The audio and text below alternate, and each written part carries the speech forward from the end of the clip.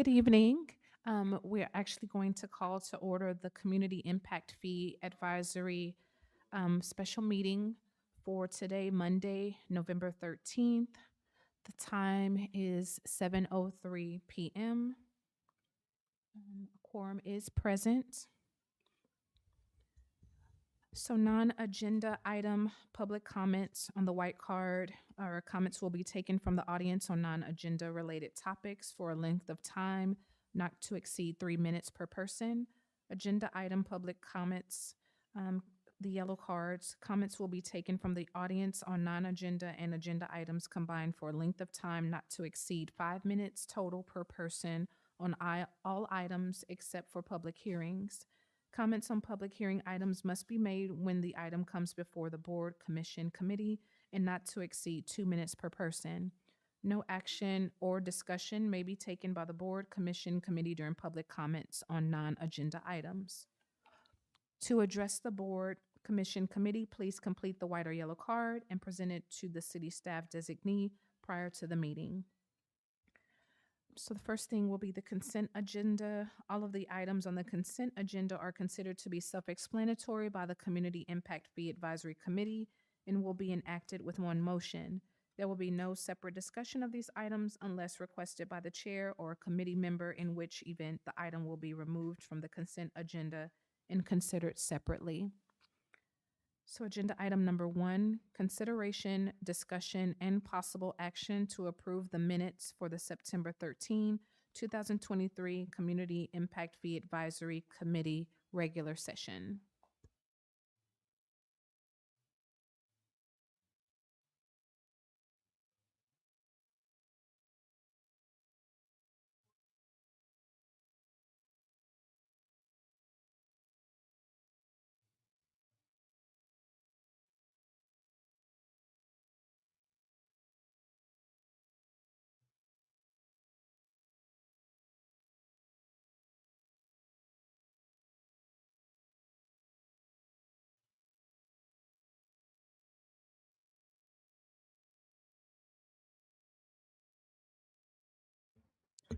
I make a motion that we approve the minutes from the regular session for September 13th.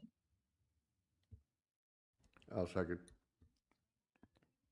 Okay, motion by Commissioner Small, second by Commissioner Meyer. All in favor, say aye. Aye. Opposed? Ayes have it. Second, on the regular agenda, item number 2, consideration, discussion, and possible action on roadway impact fee calculations with updates from previous meeting.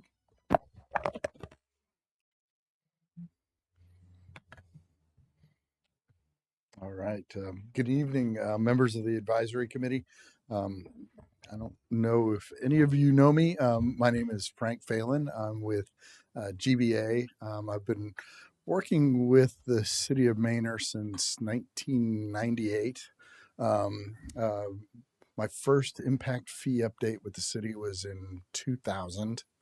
And so you all know Pauline, who is my right-hand person and has been doing them the last few years. She had a death in the family, unfortunately, this last week. And so she's out of town. And so I'm here in her stead and will hopefully do justice to the work that's been put in by y'all and her in the update of this impact fee program. I don't want to make too many assumptions, but I also don't want to take up your time going over things that you're already well aware of. So I'm going to cover the information in item 2 at a fairly high level. If we need to dig deeper, just please stop me and say, hey, can we dig into this a little bit more? But I think most of you all are pretty familiar with the PowerPoint presentation and the contents of that. From the previous meeting. There's just going to be some updates to the information. So I'll go ahead and get started on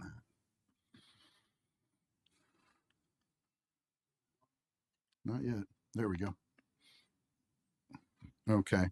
The service units, hopefully there's not too much of a recap that we need to do on this. It's basically you're looking at the vehicle miles and we go into fairly great detail Whoa. Oh. Oh, okay. We go into fairly great detail about how those service miles are calculated, based upon the land uses. And, we generally have three different categories that everything's broken into: the retail, the service, and basic categories. Would it go into retail? I think it'd be in the retail section. The Yeah. retail section. Hmm. Yeah. And so service is generally related to, my notes here, just to make sure I reference it properly. Yeah, so schools and government, and then basic would be like industrial warehouses and that sort of use. Okay. Hmm. So the retail would cover restaurants and so forth. Yeah. On the next page, page 41, we've got the calculations for the vehicle miles, and these are based off of ITE standards, and you basically take your number of units and multiply that by a trip rate demand factor, and the product of that, when added together for the various uses, results in the total vehicle miles for the different areas. And so we established for the three different subject areas, and y'all are familiar with the three areas from previous meetings, right? So I don't need to go into those. They came out in some different quantities. Area number one was 20,162 vehicle miles. Area two was 7,616, and area three was 7,922. For a total of 35,700 vehicle miles that were calculated.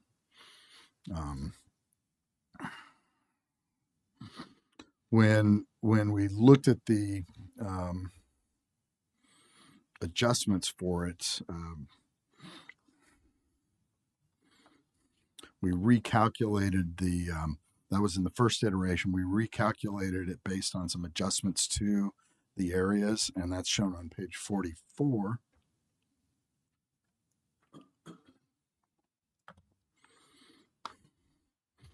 And after adjusting those, area one came out to 17,621 vehicle miles. Two was 11,997, and three was 13,500, for a total of 43,118 vehicle miles. Question. Mhm. On the adjustments, what were the adjustments made to? So I understand the number of vehicle miles, but what was the adjustment? I think there were some, Scott, correct me if I'm wrong, I thought there were some additional projects that were added into the project list, and then we adjusted the areas slightly. When you say just the area slide, the maps were redrawn. So Yeah. Mm-hmm. Yeah, I know. Definitely wouldn't have had a conversation with Pauline about adding in like the thoroughfare streets as part of this, which were done. But there might have been some updates to projects that affected the vehicle miles. Mm-hmm. Yeah. So we can take a look at the projects in here. Because you have in the folder, let me see if I can go back. So I'll jump back to page 18, and we'll be comparing that to page 48. Oops, do we have 18 in here? Okay, but it should be in your packets, right? Yep. So if you go back to page 18 in the packets.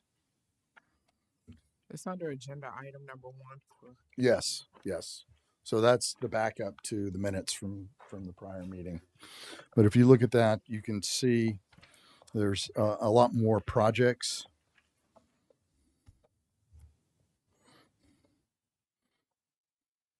So on this one, we've got, like in the division between the area 1 and area 2.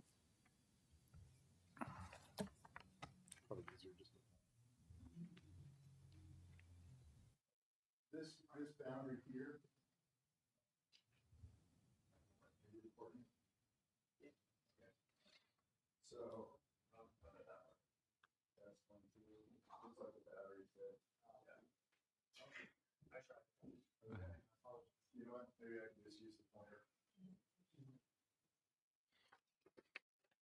But you can compare. I think we got a laser pointer on this, don't we? Yeah. Oh, but it doesn't work on the screen. So if you look at the area number 2, which is the pink service area up in the left-hand corner. Oh, thank you. That's perfect.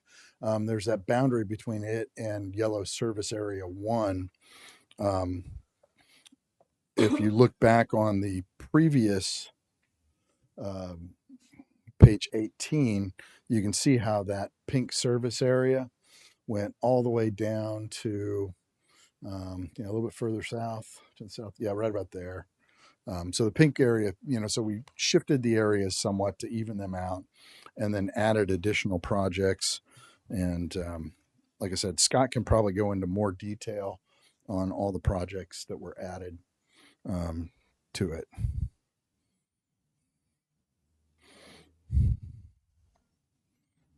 Yeah, you'll see on this slide that's up now, the orange roads are from the thoroughfare plan.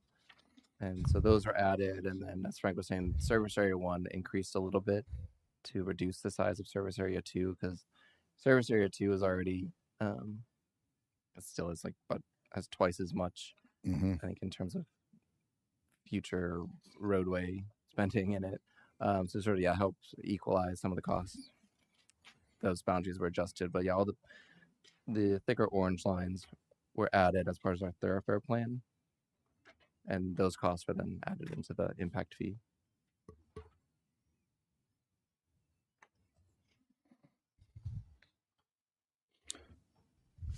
So with all of those changes, then the next page, and that's way too fine for you to read, and I call this an under 50 font. Apologize for that. I have a hard time with it as well.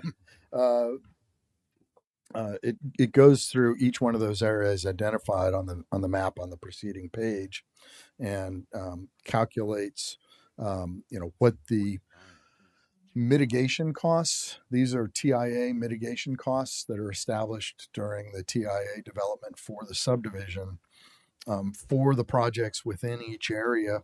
And as you can see, the top half of that page on the first page, it's 100% of the projects are within the service area in area 1.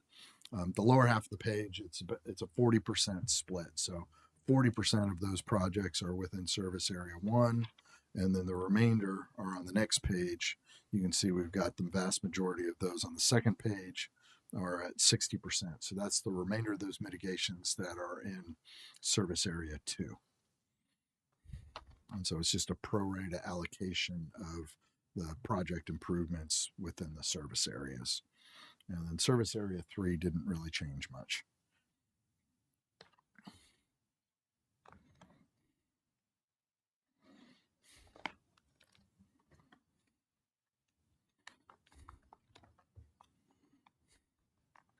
So I don't know, did Pauline go into, the calculation of the service area fee last time? So I don't need to rehash that. We can go to the actual fee calculations. If we go to page 53,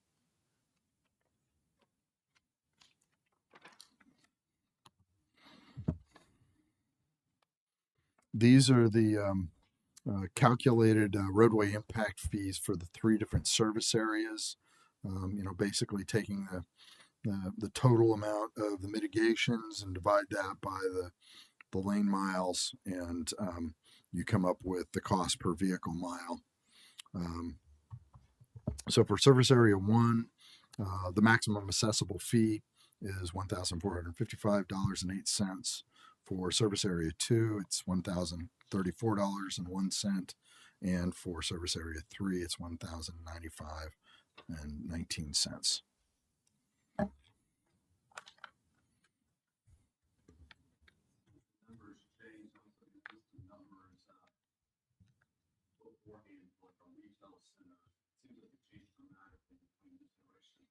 Yeah. Yeah, so it's a pretty big increase, and a lot of it has to do with the addition of those other projects from the thoroughfare plan. hmm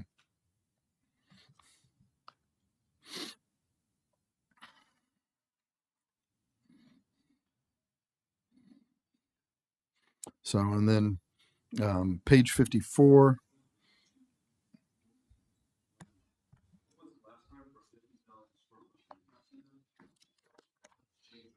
Yeah, yeah. Well, and we can go into some of those individually. So let's look at the 50,000 and do which particular area do you want to look at that for?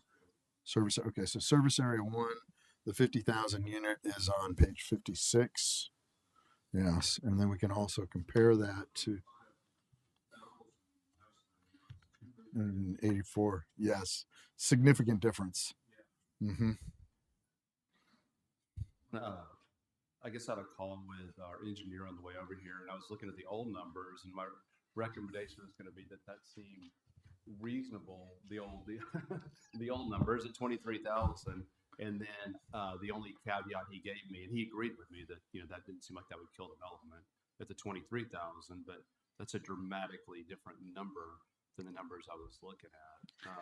And he also pointed out at the 23,000, he wanted to know how restaurants were calculated, because he said that's been a killer for a lot of restaurants that could move to Pflugerville or moving to Hutto right now because of their, draconian roadway impact model. He wanted me to point that out. Okay. Well, and one of the things I did do, we didn't have a whole lot of time to plan for this because I just found out over the weekend, and I did put together a comparison chart.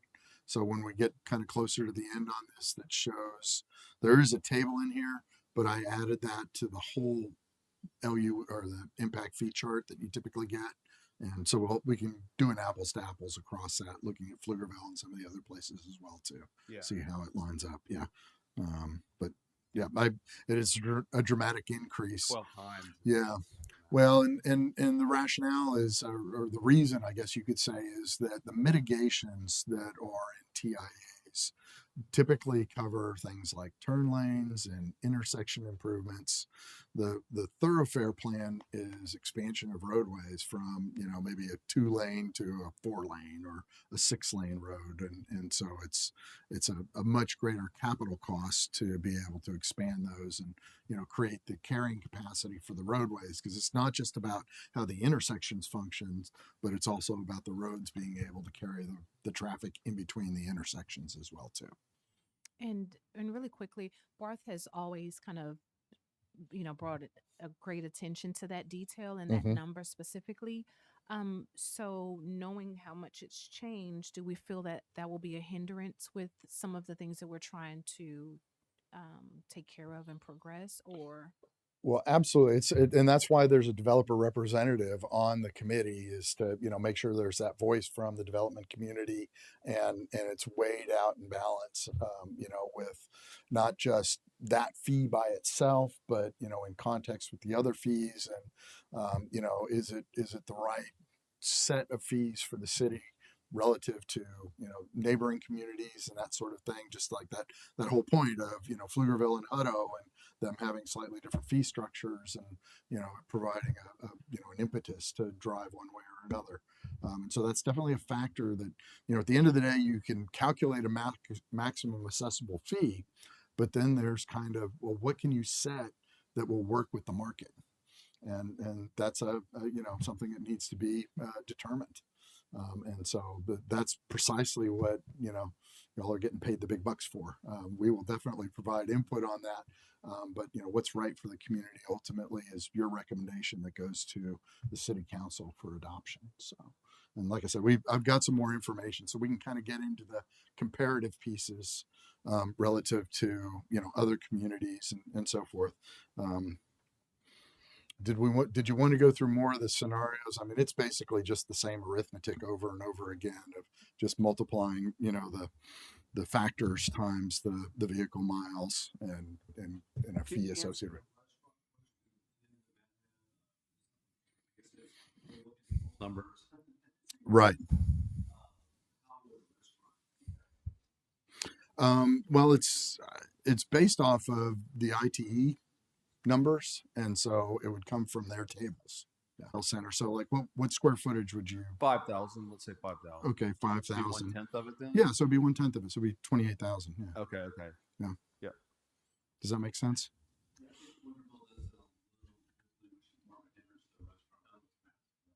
Okay.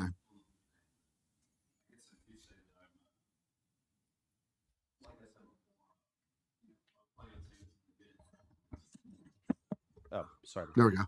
Um, when I looked at the numbers, I was going to say it seemed like a reasonable, a reasonable Right. fee, but I didn't know I was looking at old numbers and not new numbers. So Okay. it Yeah.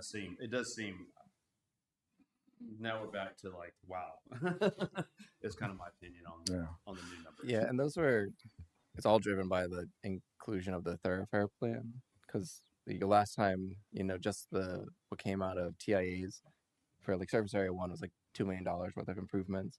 When you add the thoroughfare stuff in there, like expanding Greg Maynor and Parsons and Blake Maynor, and they have it listed as Cameron, but it's sort of like the extension of Silent Falls. Like that's why it goes up to $25 million worth of improvements. So there's all the thoroughfare plan roads. Sure, I understand. I guess I understand why it's getting higher. I guess my concern is I think it's going to make it uncompetitive at this point. Yeah. Well, I'm sorry. Go ahead. I was gonna say, there's the page 29, I guess. I don't know what's that, but the Love Met table, LEV Met table, that has the kind of service units, some examples of service units as you're getting at, like how many service units per 1,000 square feet. So that's the table. So if like we're for retail, Which page? yeah. It's not a complete list. It's sort of examples. Yeah, I don't know if it has like retail exactly on here, but stuff like a shopping center's, 3.81. I don't. I'd have to look more at this table, but that's how the calculation would be used for this land use vehicle mile equivalent table. The last number is the vehicle miles per unit. So something like a shopping center is like 8 miles per 1,000 square feet. So then what would that be on a 50,000 square foot shopping center? 50 times 8 times the service area cost. If it's the same, and this just has, again, it's not a complete table. So that was shopping center. So, small retail may have a different amount, but this Love Met table said shopping center was 8.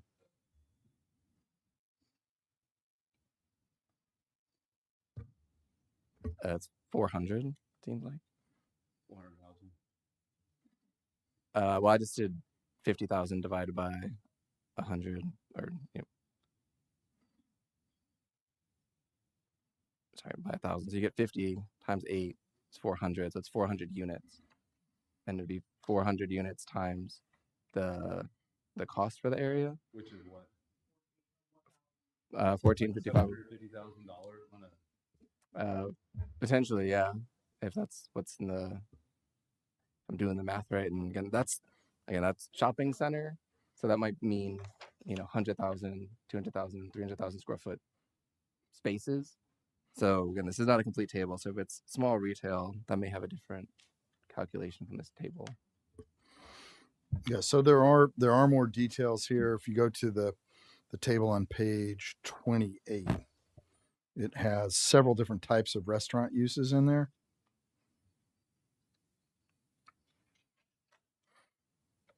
So like that 5,000 square foot restaurant, what kind of restaurant? So that would probably fall into high turnover sit down or quality. Somewhere in between there. I'd say high turnover sit down in Chili's. Yeah. So if we did that, that would be 15. And then if it's in area 1, 1455. And then 5 times. Yep. So that's 109,000. Yeah. Yeah. But if you go to a coffee shop donut, then it's 7.8. So it's about half of that. It's 50,000. Yeah. So it depends on the type of use. I don't think a coffee shop would be 5,000 square feet. No, I'm just comparatively. All right. Yeah. He's just trying to get a feel for how this new number would impact development. So, I have to ask ourselves, are we doing ourselves a disjustice of having the service areas, 3 service areas? Because if you look at on page 61, I know you're probably going next with the comparable prices for cities in the surrounding area, which Huddle is not on there, if I might add, or unless I can't see it. No. Um, No, you're good. It's not on there. but with that said, if you look at the other cities, their ranges is a lot more dramatic from, a couple of $100s to a couple of thousands. Okay. Well, why don't I pass this out because this is that table I just created today. If that's Okay. all right with y'all. Yes. So this is you've already seen this for the water and wastewater side. And so what I added was a high and a low range Okay. for the traffic portion, transportation portion.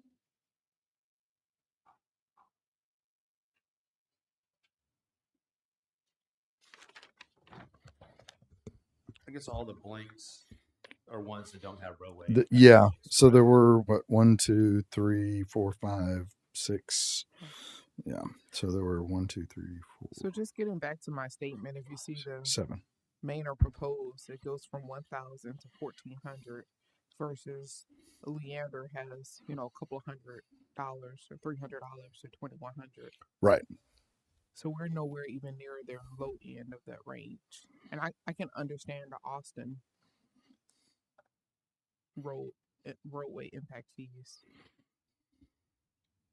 Right. Well, yeah, Austin obviously is probably going to be on the higher end of things. Georgetown has a pretty broad spread as well too. Pflugerville's probably the closest in range, I would say. Directly to the north of the city. Round Rock's a little bit lower, and then Taylor's even lower than that. Taylor, I don't think Taylor's gotten around to developing much of a thoroughfare plan yet. They're still in shock, and they will be for a decade or two. And with the other cities that are blank right now, or do you know if there's any ongoing discussions about roadway impact fees? I don't know if there are. It's we're starting to see it as more emerging aspect. I mean, it's been available for a long time. This section of the local government code that covers impact fees has allowed for roadway fees for a long time, and for a long time cities didn't. Most cities didn't have those the roadway fees as part of their programming, but we've seen more and more cities. I can tell you, a decade ago or more, I don't think any of the cities had it, with maybe the exception of Austin. And so there's been a transition with more and more adopting. Especially in Central Texas, where the traffic is just increasing so quickly, and the cities are struggling to come up with funds to expand the roads to have the carrying capacity, because the traffic impact analyses most of the time address, like I said, the intersections and the intersection improvements, but not necessarily the carrying capacity of the roadways. And so coming up with another funding source for improvement of the roadways between the nodes, so to speak, this is one of the mechanisms that's available to the city. And do we know how many service areas that the other locations have that are nearby that have roadway impact fees? I don't, but we can find out if that's something that get more information about other cities and what they're doing, their planning, and so forth.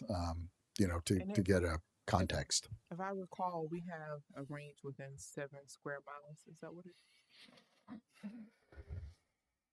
is? The maximum distance is 6. Oh, 6. Yeah. That you can go before you need a service area. Oh, we're 7 miles long. Yeah. One. Yeah. Yeah. And we've been trying early when one of the goals is to have our servicers have equal or close to the same fee. So that way, you're maybe not necessarily incentivizing development in one area or another because of this fee, but it's also equitable. So someone who is developing because that's where their property isn't unduly burdened by a higher fee than someone who may be 2 parcels away, because that's just how we divided the service units. Because Pauline gave the example of Leander, having so they have a good number of service areas. I think they have like 5 at least, of different sizes. And she gave the example that once they established theirs, the people who had the low cost were pretty happy about it. People who had the high cost were pushing back on it a lot because of the they were just looking at the next service area over and saving $1,000 a unit. So Yeah, I know in the Austin ETJ, we're developing a project on Decker right now. I think it's a completion. It's going to be like 1 million square feet, and there's no roadway impact fees in the Austin ETJ. Right. So I think if you look at, the company I partnered with is Majestic. They're one of the largest private owners of industrial space. But if you let's look at what 1 million square feet of industrial would cost here versus going to a slightly better location on Decker Lane. And I know what the conclusion would be for Majestic anyway. So how much would it be for 1 million square feet? Let's see here. We can run the numbers. Let's see here. Yep. So yeah, it would be about 4 million. I'm on the wrong scenario. That's why you're looking at scenario 1. Yeah. So it'd be 5.5. Yeah. Well, and it's definitely, one of those things that, the city presently doesn't have much in the way of resources to be able to expand its roadways. And so, like I said, you don't have to set this fee at the maximum accessible value. You can, do something different. And we've done that before with impact fees, looked at the values and said, okay, this is going to be, too much comparatively when we look at, the competition, so to speak, the adjacent cities, and made adjustments to it. I guess the two closest adjoining is Elgin and Austin ETJ, and they're both at 0. Is the truth. Well, Pflugerville is directly adjacent too. Yeah. Most of the north side of the city butts up directly to Pflugerville, Pflugerville's ETJ. So, yeah, it's Elgin. Yeah, they're not as far ahead as the city of Manor is in terms of developing their programming. I think I'm sure they'll get there at some point too.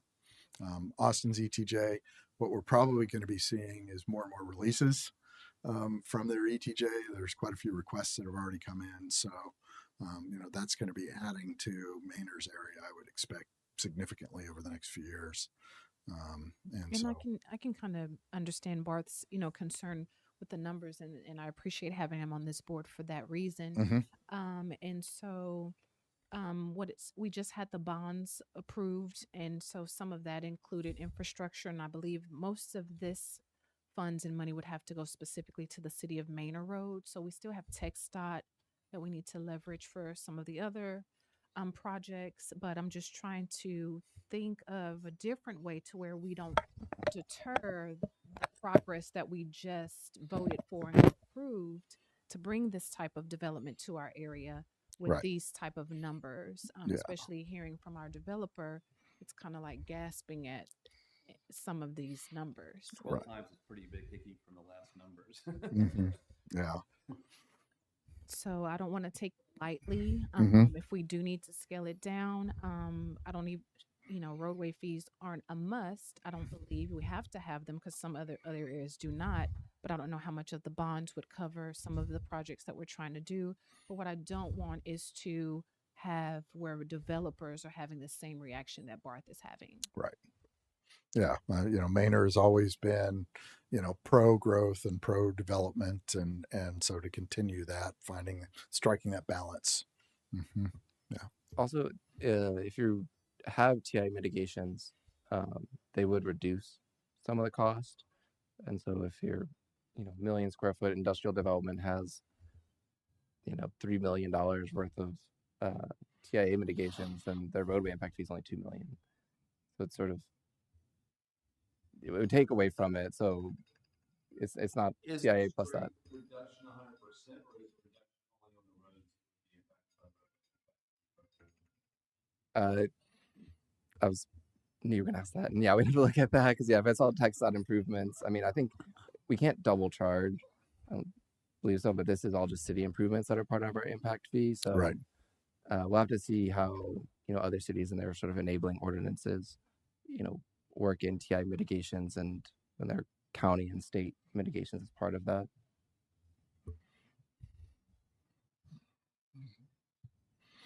Yeah, we've had situations before. I mean, one of the nice things about Manor, works well with the county and with TxDOT, and we've worked out arrangements before where there's been agreement on, what improvements were going to go. A recent example was the Lagos project, and the majority of the mitigations that happened that were funded up front, were in town, so Lexington Street and along East Brenham and so forth.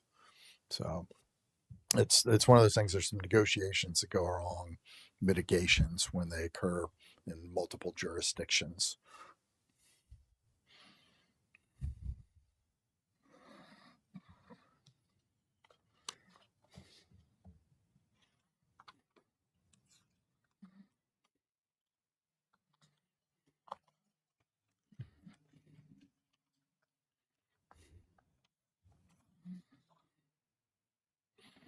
So I guess there were a couple of questions that you all had asked in terms of wanting to know a little bit more about, what other communities are pursuing roadway impact fees, and then also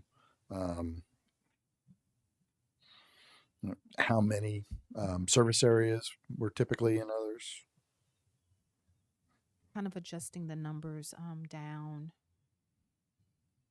just to see if there's a sweet spot or better numbers that we can come up with.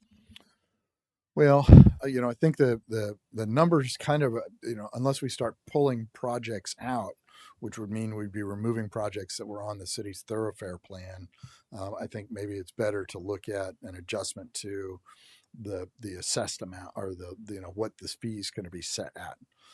Because like I said, we've done this before. Barth, you've been involved in it where, the city had a maximum water impact fee that was assessable of, Y. And, the advisory committee recommended to the council that it be set at X, some amount lower.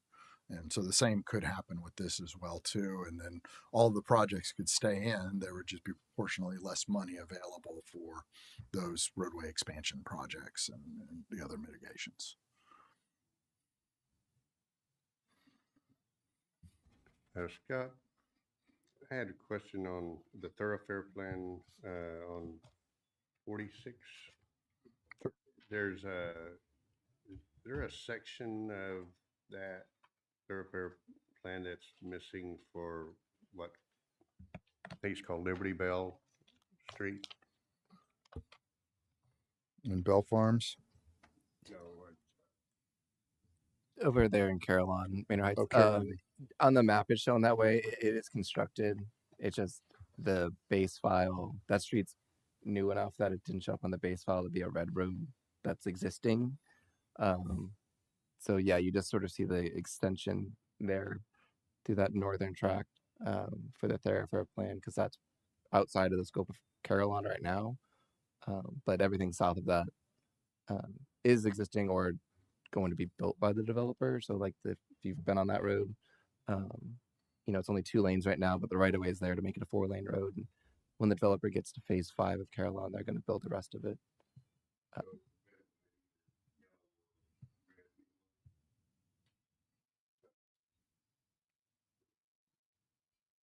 it wouldn't be included in as a city or a thoroughfare plan road?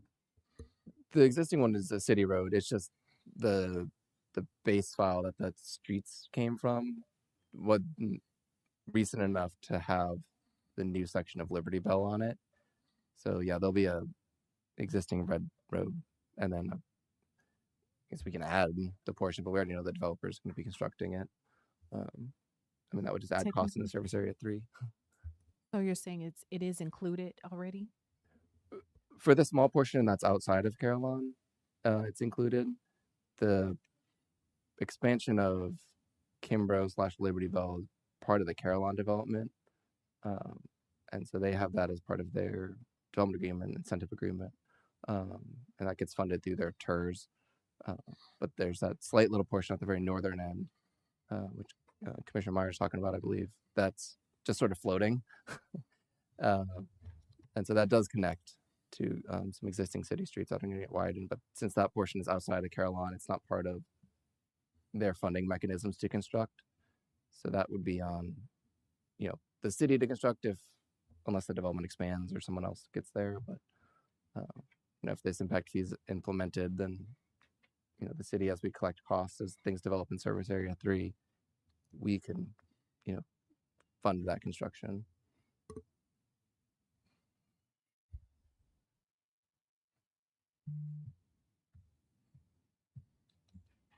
And ultimately that road does connect up to Boat Arc. There's just ETJ properties in between the two. So we can only plan for thoroughfare roads within the city limits. So on our thoroughfare plan, it does connect further north and, Right. make logical connections. But in terms of what we can assess on the roadway impact fee, it's only thoroughfare roads within the city limits. So that's why you kind of see these little disjointed sections of road.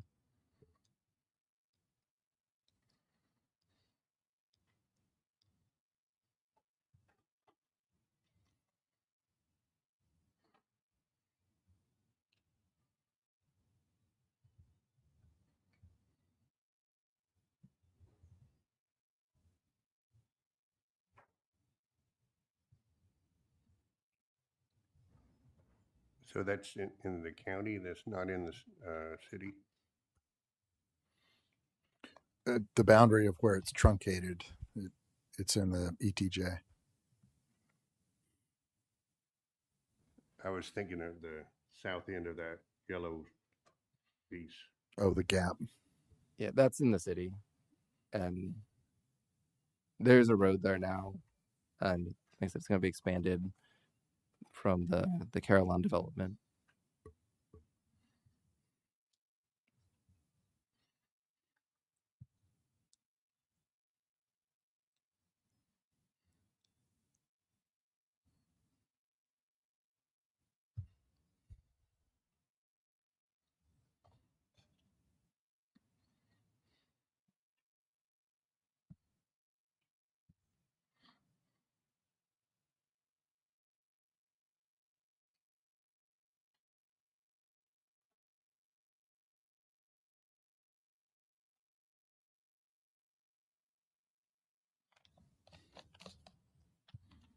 Any other questions or discussion for agenda item 2?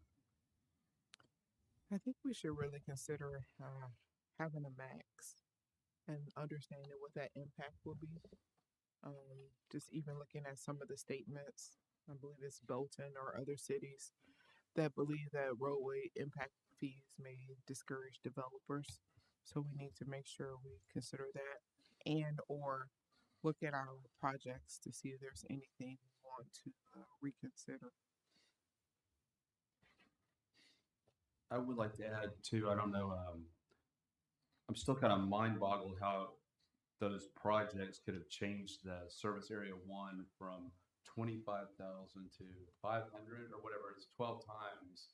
Is the math being done right now? Was it being done right then? But that's that's not a 25% increase. That's a 1,200% increase. Right. Well, when you look at, and we'll verify, I'll double check into that, but when you look at the cost again for doing a decel lane, or an intersection improvement, I guess now they're probably what, 350,000 for an intersection improvement, maybe 400. I think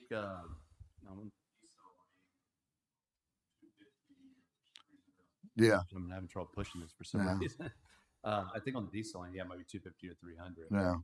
And you compare that to, a per foot cost for, MAD 4 or MAD 6, roadway for, thousands of feet. It's different orders of magnitude. Yeah. Sure. Yeah. So that's why we're seeing a wholesale, because expansion of roadway facilities as far as adding lane miles is just a lot more expensive than something that's localized, within a few hundred feet of an intersection. Sure. That makes a lot of sense. Yeah. But I guess I'm still confused on last time doing these calculations that, 50,000 square foot retail building was 25,000. Right. And there's more added, but wow, that's a big add. Yeah, if you It look is. at page 49, that has the updated surface area 1 projects. And so last time there were only 7 projects, and now there's 20. And projects 1 through 7 on that list, and I know it's a small film, are the original ones. And the most expensive in there was, Boston Trottis for installing a signal for 650,000. But then you get down to like the thoroughfare plans, which like Greg Manor Road at 7 million, West Parsons at 4 million, Brenham at 5.5 million. And there's a bunch of other ones at tens of hundreds of thousands of dollars. Greg Lane at 2.4 million, which is only 40% in that service area. And then Cameron Road at 3.2 million, which again is only at 40%. So yeah, Right. it's all from the thoroughfare. So they're plans, magnitude, millions. an order of magnitude greater. So that's at 10 times plus. Yeah. So of the bonds that passed that included like some infrastructure, how much of that could technically be delegated and utilized for some of this in lessening the roadway impact fee to not deter the development?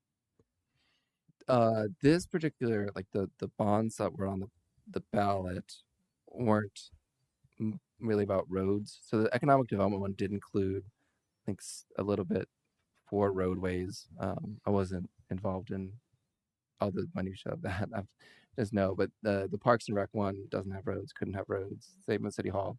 So it's really just looking at that $15 million economic development one, which does have some for roads, but a lot of it's more for the land acquisition related to the economic development portion of that. And then there's some, I think, water, wastewater maybe was in there, critical infrastructure, and then a little bit for roads. But the bonds on the proposition that we just had were not road driven. But in the future, we certainly can. I mean, I was like, the county had roadway bonds. The city, we can do that if we have the bonding capacity. The council wants to go that route, and rather than, assessing fees on development, assessing it on sort of essentially our taxpayers. That's another avenue to take, or in conjunction, if as Frank says, if the maximum amount is $14.55 and you want to do a 50% credit and just say it's $7.25, and then the rest will be made up by city's general fund, bonds, and just other mechanisms. Yeah, the realities is that because the city hasn't had a mechanism for funding expansion of roads, there's been increasing loads on the roads, and their carrying capacity is getting used up quickly, and so there needs to be other mechanisms. The idea behind this is that there's some sort of pro rata participation by the development community in those for the loads that are placed on it. But it's too much to usually carry 100% of that. And so that's why, there are these arrangements that are made in terms of discounts and so forth to, make it more palatable, more marketable, because like I said, the city doesn't want to drive growth away. Is there any way? Oh, it stays on. Only been here like 50 times. I should explain this. One other thing is, I guess the question is, like, from the residential side, it doesn't seem astronomically crazy because this chart is all about residential. And one of the points that Matt was talking about with me and another developer, the Hobby Lobby developer working with the Pflugerville, was talking about was sometimes these things are disproportionately negative on commercial. Is there some way to reallocate it where maybe the residential takes a little bit more of a portion and the retail and stuff doesn't get hit? Well, so the ITE tables that are used for development of those factors, really they don't look at the finances. Really what they look at is, what are the trips that those individual uses are going to be generating. And so, that's just based on, okay, it's 9.8 trips per, single family residential home or whatever it is. And, for this type of commercial business, it'll be this many and that sort of thing. So it kind of allocates it through those ITE tables and those factors. So it's really based on, how many miles are they going to be driving on local roads. So it's, uh, the capacity of the road doesn't care whether it's somebody coming from a restaurant or from a residential home. But if there's a disincentive for commercial businesses relative to residential ones, that is disproportionate, then, that's something that could be considered, but then justifying, what is that adjustment solely for commercial businesses relative to, residential ones, residential uses. I'm not sure how that would be calculated. Could you do it in the form of a cap or not? Or does the cap have to be uniform? If you say it's 30% of the max roadway impact fee or something like that, could it be different for residential and non-residential uses? The city has the latitude, I think, to, set the fees where it wants. I think the challenge would be then the residential communities may feel like they're getting short shrift.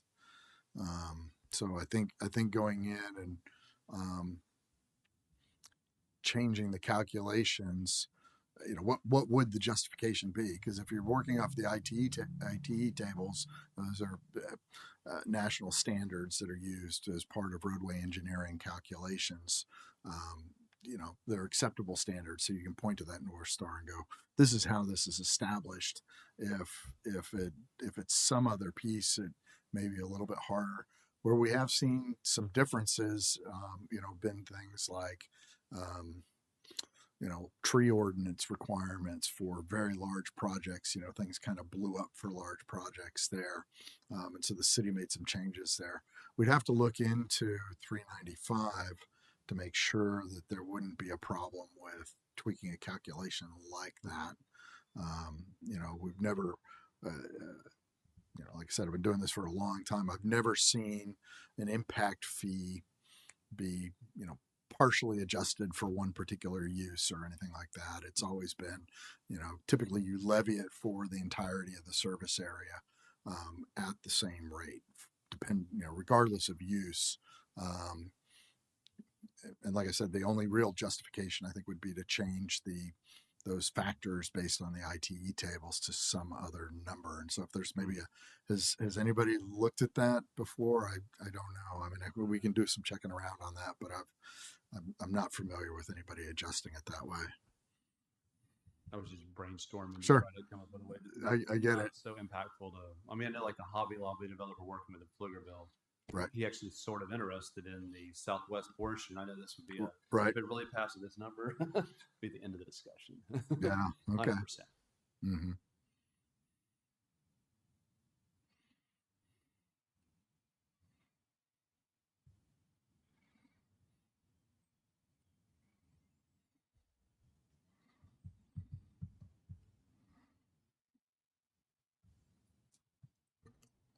Do we need to look at adjusting area 1 to get that a little closer to the other two? We could go back and recalc and try and dial it in a little bit more.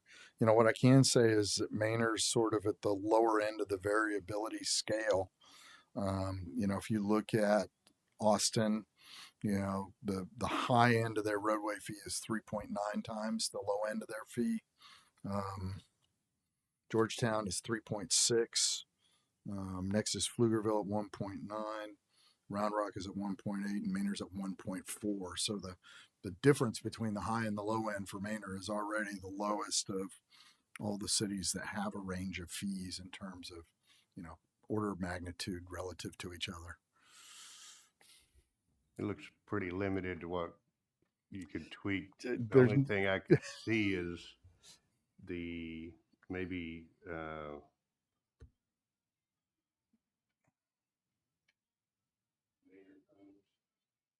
the, off of, Old 290. Highway 20 there on Yeah.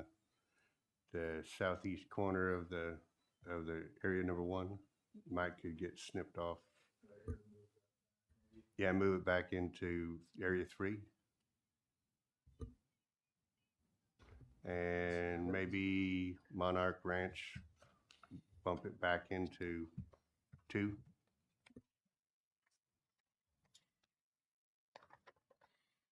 We can look at that. I guess, kind of what would be,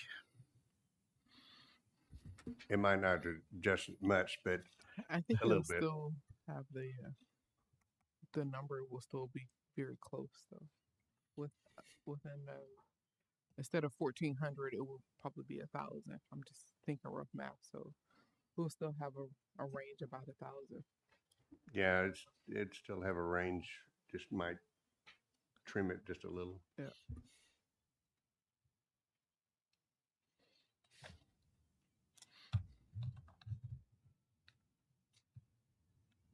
okay.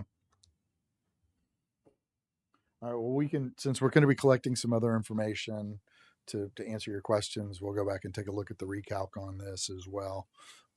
Any other questions, comments, suggestions? And really quickly, just go back over the action items that you have. So it's to look at the other areas for the number of service areas, right? Correct. Yeah, the other Okay. cities that already have adopted one, how many service areas do they have in each of them? And then we'll also reach out to the other cities that have impact fees that don't have roadway impact fees and just inquire, are you planning at any point in the near future to enact roadway impact fees? Why or why not? So you'll get that feedback of, well, yeah, we decided we didn't do it for reason blah, blah, blah, or whatever.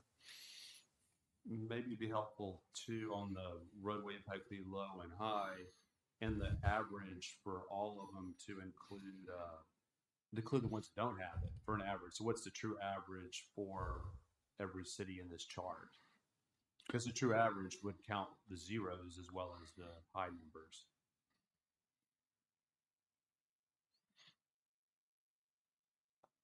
Oh, I see what you're saying. Yeah, we can add zeros in there. Well, yeah, okay, yeah. We don't have the zeros in there. Yeah. And then also adding the city of Hutto.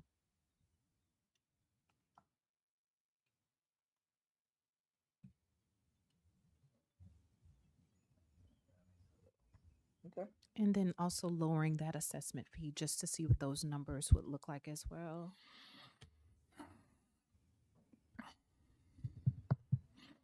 Well, and we can, we'll calculate the maximum, and then we could provide, with the 50% discount piece on top of that, and for comparative purposes.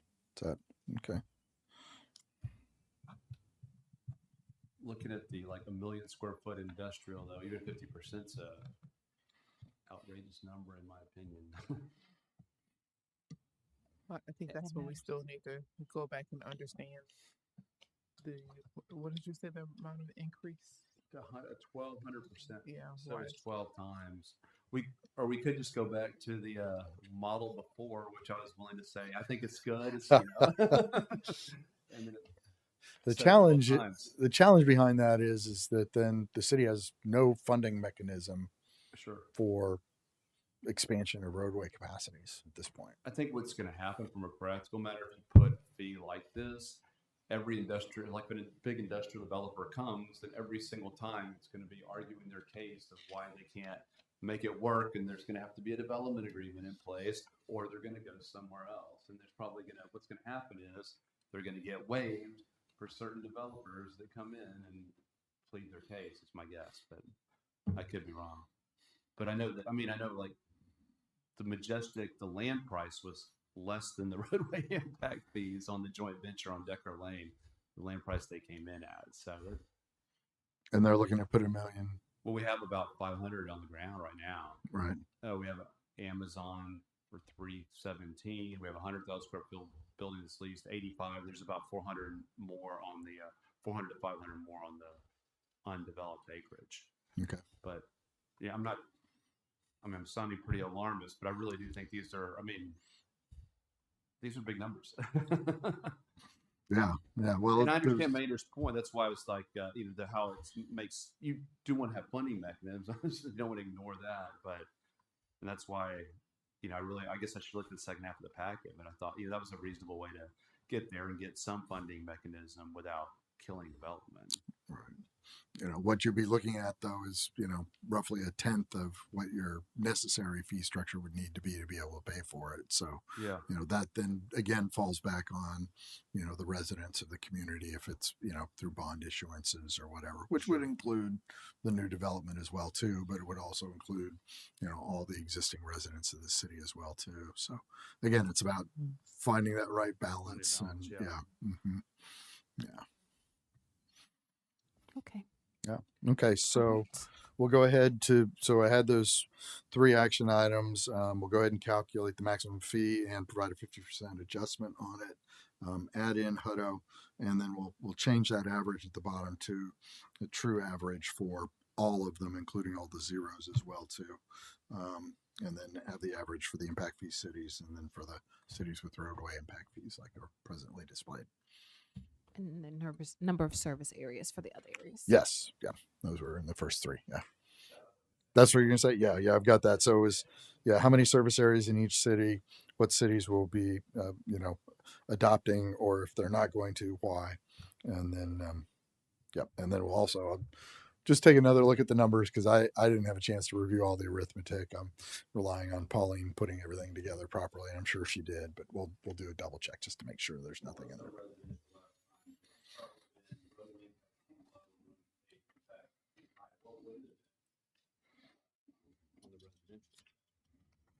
It was a few $100s, wasn't it?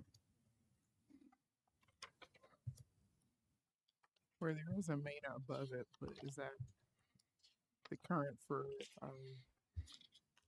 So last time, looking at what the minutes have here, service area 1, I'm just gonna round, but was $131 per vehicle mile. Service area 2 was $298 per vehicle mile, and service area 3 was $117 per vehicle mile. So yes, the thoroughfare plan greatly increased the costs.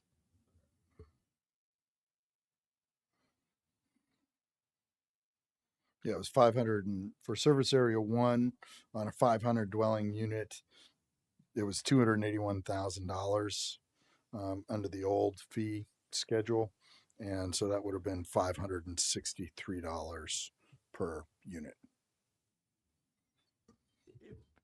If you're calculating it right, which I'm sure you are, then that doesn't make sense to me because if it's 560 last time and even the 1400 this time, that's, Oh, wait. that's 2.8 Sorry. times instead of 12 times. Maybe I'm on the wrong scenario here. They're exactly the same, but nope, that's still item 1. Yeah, so it was item 1. So on page 31 of the original one, it showed $281,000 for a 500 dwelling unit. Okay, so So- how would that translate into this chart then? 500 would have been, okay, that's $500. 500, between $500 and $600, 580 or whatever you Yeah, said. 563. Yeah, and so in the new one, then it's it's 727. If that's a 540. roadway impact fee high, that's what one unit of residential development. would Yeah, it goes to pay. 1455. 1455. If you do this math here, it's 281,908 divided by 500 units. That's like 580. 580 to 1455 is a lot different than 25,000 to 300,000. You see what I'm saying? The numbers don't work. Do you see that too, Scott? Yeah, I'm seeing it as well too. Not sure which ones. I get what you mean. 'Cause Yeah, there's- the I pro look at rata service area deltas. 1, and I take for a 500 unit development, it's $281,000. If you take $281,000 divided by 500, you get the roughly 563. 580. It's 563. 560. Okay, yeah, my bad. Yeah. 560-ish. So that, if I'm interpreting that right, that 560 would have been plugged into this chart, and it would have been either under roadway impact fee low or roadway impact fee high. but the service But that's not what's here, I don't think. This is business. But Each house is 4.3 service units. So you take 500 times 4.3 times the vehicle mile, which Right. is the 131, which gets to that 281. So if you divide the 500 into 281, that would give you basically each house's total cost. right, but that's what this number here is. That's what this number on this chart is. It's what does a house cost? And that's how you're getting it, correct? Yeah, if we wanted to do this chart, then yeah, you would take these numbers because the house is 4.3 vehicle miles. So yeah, you would take, say on the low end, 1,034 times 4.3.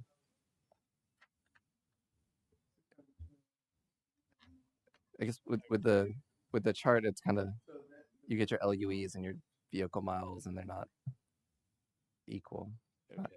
apples and oranges a little bit. I was just trying to get like, what does it cost for one unit? And I was saying 281,000 is the total cost divided by 500 is 560. And that 560 would have been on this chart. And we would have seen, you see what I'm saying? I'm going back to like this. I don't, is that right? Would it be the 131 on the chart or would it be the 560 on the chart? $31. Yeah. Well, so the one- 131 is per the vehicle miles, and there's 4.3 vehicle miles per dwelling unit. So it's 4.3 times 131. So 500. 500. So the right, Yeah. but I'm saying if we would have done this exact chart last time, the 530 would have been one of these numbers. Is that a true statement? Yes. Yeah. Yes. Okay. I didn't put in the last scenario. No, I on that understand. table. So it would have. Yeah. So that's I guess where I'm going with it is that this is 560 versus one of these numbers. That's like roughly a 2 times increase, but we're at 12 times increase on a retail building for 50,000 square feet. So the numbers aren't. Right. No, Yeah, and I so get that. The with pro rata. this chart, it's it's helpful, but also like when you're looking at it in terms of like impact fees, that's like 1 LUE, and that's pretty scalable. But with the roadway impact fee, because it's a house is 4.3 units, but that shopping center was 8, and so you would have to take this roadway impact fee high, say the 1455, and so for a house you would say, okay, that's times 4.3. But you get And like- the 560 if you do according to Frank. That's what you get to is the 560 on the old model, the one that was here before on September the model. Mhm. You would have put a 560 here. Do you agree with that?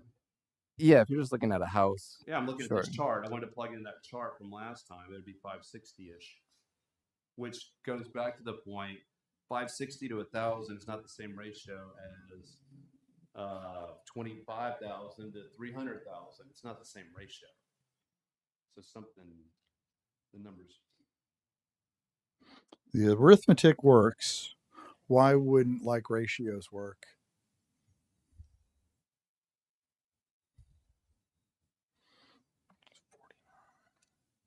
Basically, why is it so extreme for the retail? Yeah. And why is it so extreme for the retail? But I don't think it should be. I think it should be the same ratio. So it should have gone. I think it should have gone from 25,000 to 50,000 or whatever, which would make, be in the reasonable range. I think there could be a calculation off somewhere. Well, I know for a fact there's one total in here that is off on the single family dwellings for item 2 on the 2,150 vehicle miles times 1,455. That's more like 3.1 million, not 727,000. So that one didn't get carried through. But I did check the numbers on, that 100,000 square feet of industrial development, and it's 100 square units of 1,000 square foot units times 3.8 vehicles per 1,000 square foot unit. So it's 380 vehicle miles. So that's the same for both calculations. And then you take the 380 vehicle miles and multiply that times, originally it was $131, and now it's let me see here. That's service area 1. Yeah, times 1455. Yeah, so it's 49,000 and it goes up to 552,000. So For a million square feet, that's a very different number than we have here. no, I'm talking about for the 100,000. 100,000. Yeah, and so you just multiply everything times 10 again. So it's Then it's check the half a. It, calculation would- on the it, roadway impact fee that's on this chart then, and that must be off then. It must be, I think. Which one are you looking at? These two here. So it's 50,000 for 100 units. It'll be half a million. What, 50,000? For 100 units. And so we did a million square feet in 10 times. Okay, yeah. But these are the old, because those are the old numbers. Those are the old numbers. Yeah. The new ones.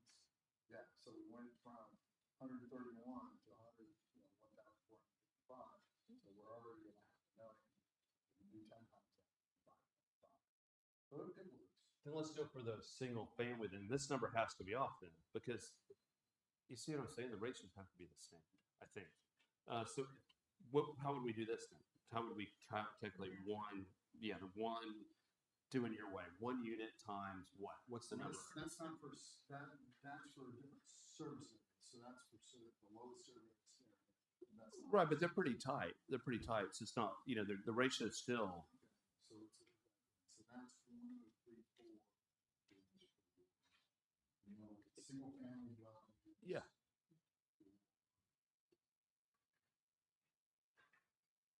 Let's do service area 1. It's fine. It's, So 1, 2, 3, 4. So that is service area 2. Single family. Can we do service area 1 just because that's the ones you're working with on the industrial? Okay. You want to do one single? Yeah. family? That's what's supposed to be on this chart, right? If you're Yeah. okay. Well, that's. So you have 1 single family. No, that's not single family. No, that is the vehicle mile.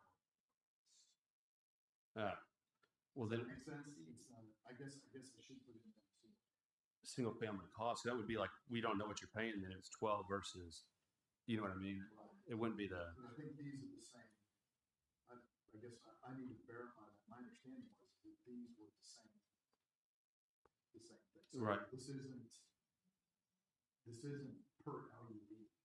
I guess it'd be nice to know what per LUE is then Right. here, because that's irrelevant. That's everything else is in LUEs. What it costs for, if you want to build one house, it costs you this plus this plus this plus this, and this one isn't. It's this times 8 or whatever the number is. Okay. Well, let me verify that. Okay. I put that together this morning in rapid order and looked at the numbers. I'm like, okay, well, they're fairly similar here between these range. So I was thinking, okay, these are similar numbers. So Because this is per LUE, this would be substantially higher than you'd have another. What would this you? is per service. Okay.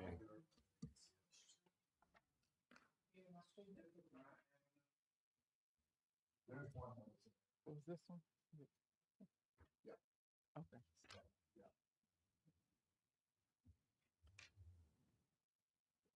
So that's another pass. Put it on LUE base. That makes sense because otherwise you're not really Well, comparing. I'll check to see if the others are per. But then we should probably gross it up to LUE so you're comparing to the ones that don't have it, but you're not really. You're saying, oh, I'm 12,000, but you're really 20,000 looking versus a 5,000. So unless you have the total, you don't really know.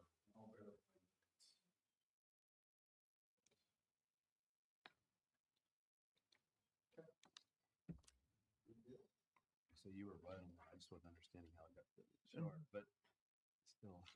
Yeah. All right.